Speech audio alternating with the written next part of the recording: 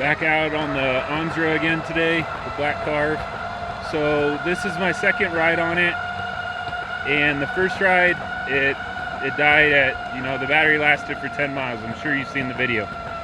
So this time I didn't bring any of my camera equipment or anything like that. Sorry, this is the only view you're gonna get.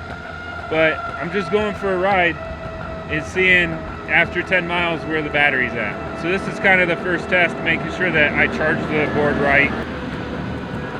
The first test to make sure that I did everything right, and the distance is or isn't 10 miles.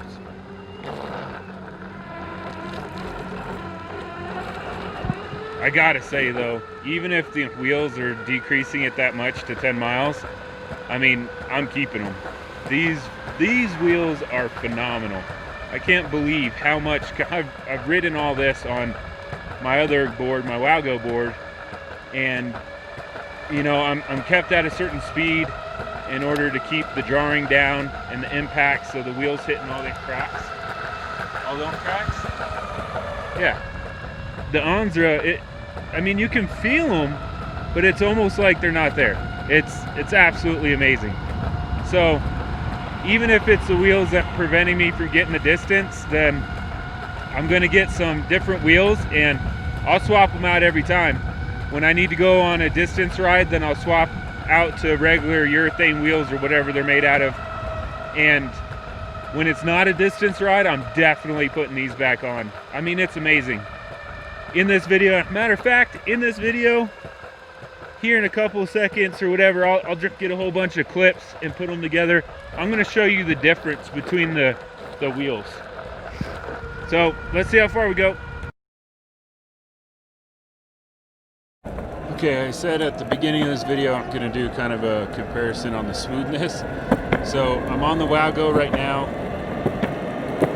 going over these snakes in the road.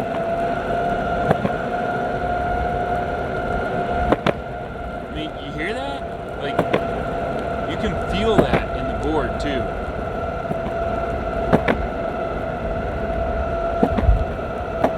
On those other wheels, I just glide right over these, and you barely even notice that they're there. So here it is on the sidewalk.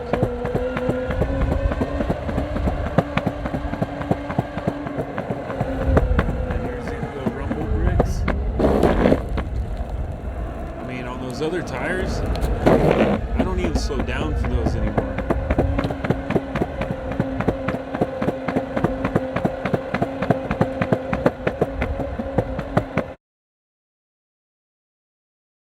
Quick update. So I've gone 5.1 miles. I've lost 1 bar off the battery. There's 5 total. But a lot of that, I mean, there's uphill sections, don't get me wrong. And there's a section that, like I said in previous video, I have to go really fast on. But most of it was downhill. So now we're gonna start the uphill climb back to the house. I mean, so far it's looking promising, but let's see what happens after I get to the top of this hill. I'll show you the hill here in a second. Okay, sorry for the road noise, but you can see the hill, you can see all the cars going up it. If you look right in the center of the screen right now, you'll see a building. You see that? Follow the sidewalk, and there's a building up there. So that is a hospital. I ride right by that hospital. So this is a pretty gnarly hill. Let's see. Like I said, I'm 1 battery down. 1 battery. So I'm just about to the top of the hill. Again, sorry for the road noise.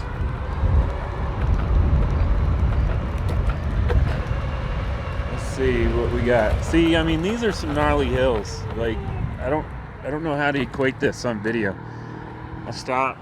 I mean, this is me holding the camera perfectly level right there. So I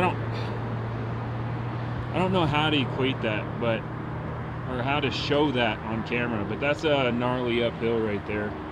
I've lost another battery bar, so I'm down 2. I still have 3 left.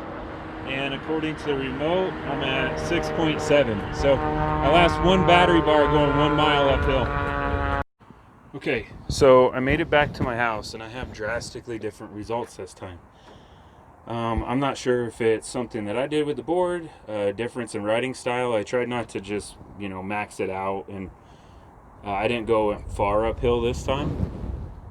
but right now, according to my GPS, I'm sitting at 9.28 miles. And according to the remote, I know that's not really going to come out, but 9.6. And it's fluctuating between 40 and 60%. So 2 to 3 bars out of 5. Yeah, so drastically different results this time. Since I'm in my neighborhood, there's some hills in my neighborhood, but they're not as drastic as what I've been riding.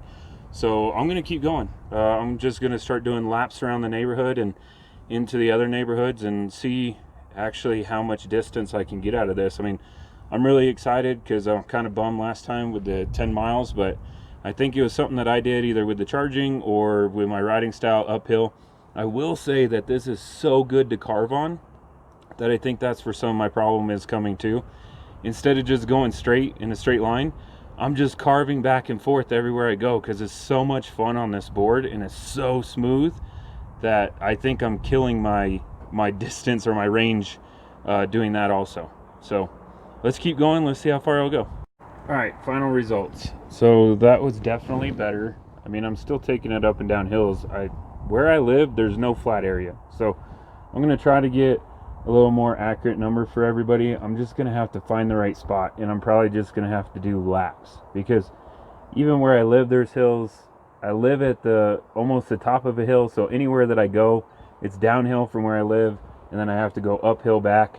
I mean, to put it in perspective, I would have to drive miles away and just go down a road and just go back and forth or something like that, find one flat area. But anyway, so final results. Remote sent 14.6. My GPS app, I think, said 13.9. So right at about 14 miles. And I know that the remote says that it has 1 bar left, which should be, what, 20%? But a couple times on finishing that ride, it went down to 0 bars, and now there's all kinds of battery sag. It's barely moving back, even downhill. So something with this board, with the tires that are on it, even going downhill, unless it's a drastic downhill, even going downhill, you still have to power. It doesn't roll like a normal board, but I mean the smoothness of the wheels, I'm not getting rid of them. Even if I only get 14 miles out of it, I'm happy because of how smooth this board is. I'm gonna try to cheat a little bit. I'm gonna get some different bearings, see if that helps at all, and I'm gonna loosen the belts a little bit. So, I mean, when you loosen the belts, it allows you to push easier. So I'm gonna loosen them just a tad. I know I weigh 200 pounds. They're supposed to be pretty tight, but I'm gonna loosen them just a little bit and see if that helps with bearings and loosening the belts, if that helps a little bit. But again, 14 miles according to both of them, find a happy medium. 14.2 miles. I'm extremely happy with that. So that pretty much sums it up. I mean, if you want smoothness, you go with the rubber wheels. If you want distance, then you go with the urethane wheels. Now these aren't even what came on it. These are 100 millimeters. So these were drastically smoother than the 90 millimeters that came on it. I couldn't imagine riding one of the boards, not in my area, with the 80 millimeters. I couldn't imagine it. It would just be ridiculous. So long story short, if you want smooth, you go with the rubber wheels. If you want distance, you go with the solid wheels.